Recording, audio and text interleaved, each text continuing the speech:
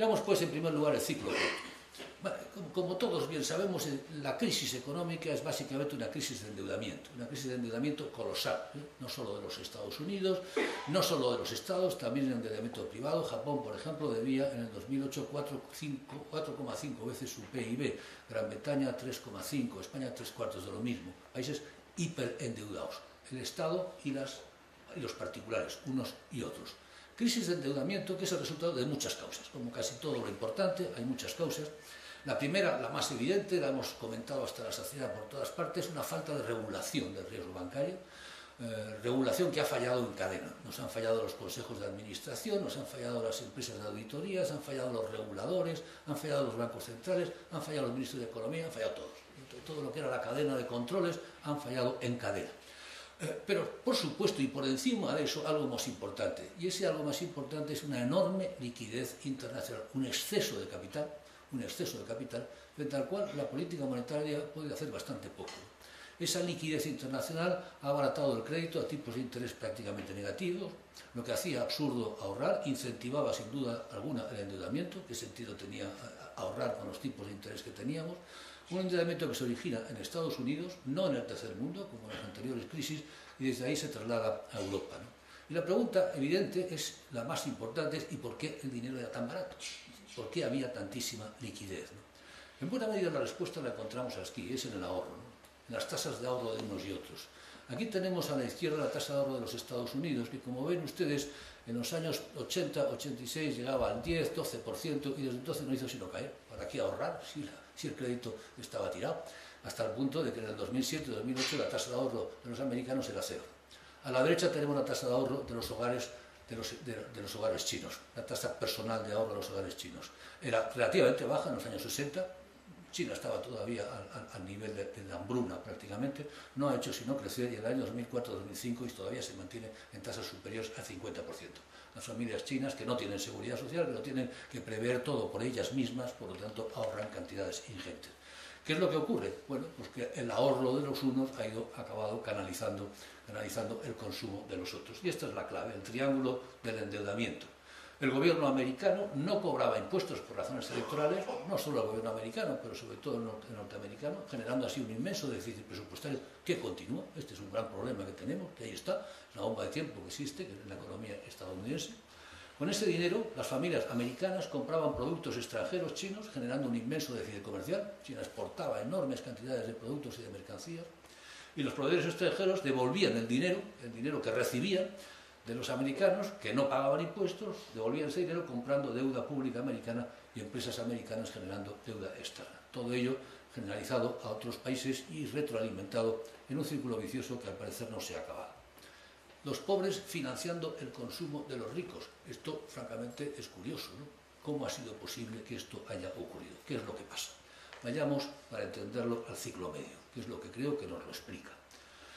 Y es que, básicamente, ese ciclo medio, lo que antes se llamé la globalización, significa que nos encontramos, y esta es la clave para entender el presente, ante una gran revolución económica y social mundial, solo comparable con la de la revolución industrial, solo que esta es mucho más extensa, es más intensa, es más rápida. Las tres variables de un cambio social. Es más extensa porque afecta a todo el mundo. Aquella afectó solo al mundo atlántico, al viejo G7. Incluso África está siendo globalizada y se está incorporando, veremos los datos inmediatamente. Es mucho más extensa, es todo el mundo. Aquella fue solamente una tercera parte de la humanidad. Esta es mucho más intensa porque afecta a más procesos, a más productos y a más hábitos. Es decir, cambia más la sociedad.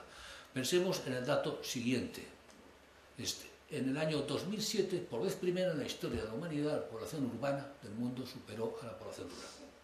Y la tasa de urbanización continúa aceleradísima en todo el mundo, ¿no? Bien, pues si algo sabemos los sociólogos es que nada cambia más los hábitos, las creencias, los comportamientos familiares, demográficos y de todo orden que el tránsito rural-urbano. El tránsito rural-urbano es una revolución. Bueno, pues estamos en ese tránsito. Ya hay más población urbana que población rural. Por lo tanto, muy intensa, muy profunda está siendo este cambio. Y finalmente es mucho más rápida porque se está desarrollando y se completará en un periodo muy corto, 30 a 40 años. La revolución industrial necesitó prácticamente siglo y medio, del orden de 150 años. Por dar un dato, en la época digamos, más así fuerte de la revolución industrial, el país líder entonces, que era el Reino Unido, tardaba del orden de 40 a 50 años en doblar su renta per cápita. Estados Unidos también tardaba 30, 40, 50 años en doblar su renta per cápita. China lo hace cada 10 años y lo ha hecho ya 3 veces en los últimos 30 años y siguen a este ritmo. Los gigantes, los dragones asiáticos lo han hecho también a este ritmo. Por tanto, el ritmo es un ritmo extraordinariamente acelerado. ¿Cuál es el resultado? Bueno, el resultado es un crecimiento mundial brutal. En la segunda mitad del siglo XX, del pasado siglo XX, la población mundial creció por 2,5, de 6.000 a 9.000, números redondos, creció por 2,5 y el PIB mundial creció por 7. En 50 años el PIB mundial ha crecido por 7. Incluso África, como decía anteriormente, crece. Aquí están las tasas de crecimiento de África, veámosla en el lado de la derecha. En el periodo 2011-2015, Etiopía ha crecido al 8%, Mozambique al 7,7%, Tanzania, el Congo, Ghana, Zambia, Nigeria. Incluso África está creciendo rapidísimamente. Pero es un crecimiento claramente asimétrico. Es decir, a lo largo de las últimas décadas, el crecimiento de China o de la India ha sido muy fuerte. De China, como vemos, del 10,2, del 10,6, del 9,6 en las diversas décadas, el de la India al 5,8, luego el 6, el 6,9, luego lleva ya muchos años creciendo al 8.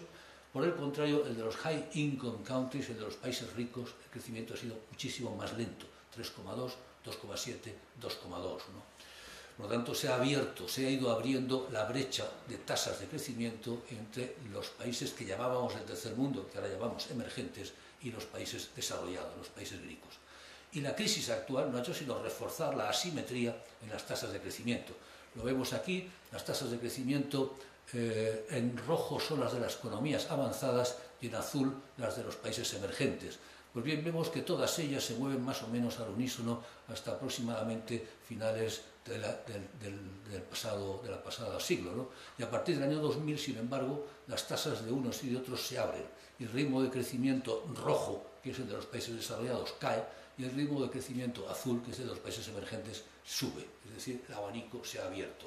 Los pobres crecen muy rápido, los que eran muy ricos no crecemos, incluso estamos frecuentemente decreciendo. ¿Por qué esto? Analicemos rápidamente sus causas, ¿no? Básicamente son cuatro. Decir que básicamente son cuatro es una presunción por mi parte, porque si algo sabemos es que los fenómenos importantes tienen muchísimas causas y siempre es bastante arbitrario seleccionar unas u otras y cada maestrillo tiene su librillo y seguro que ha venido otro y les contaría otras causas. Yo creo que estas son para mí las más importantes, pero no puedo certificarlo. ¿Cuáles son las que yo creo importantes? Primero demográficas, sin duda alguna, después políticas, económicas y tecnológicas, tecnocientíficas. Demográficas.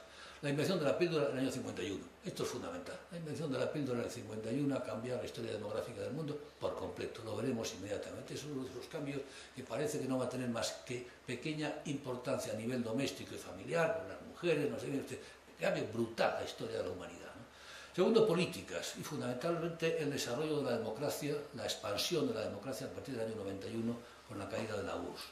Tercera, la expansión de la economía de mercado. Eso ha sido clave. La expansión de la economía de mercado, cuyo punto culminante o punto más visible es las reformas de Deng Xiaoping en China en el año 78, transformando China en una economía de mercado. Cosa realmente increíble. ¿Quién hubiera podido pensar 15 años antes que China iba a ser una economía de mercado, que China iba a ser un país capitalista a tope como es hoy, ¿no? Y finalmente tecnológicas, la ciencia. Veamos un poco estas por encima, la demografía. Este cuadro nos da la idea de la evolución del número de humanos desde 1800 al 2000 y al 2050 como estimación. Como ven ustedes, entre 1950 y en el año 2000 la población pasó aproximadamente de unos 3.000 a 6.000 millones de personas, aproximadamente, se dobló, un poquito más. Pero ese crecimiento, como ven ustedes, es todo él en developing country, en la zona azul oscura. En la developed, en los países desarrollados, prácticamente no ha crecido. Es decir, los países desarrollados no crecieron demográficamente y solo crecieron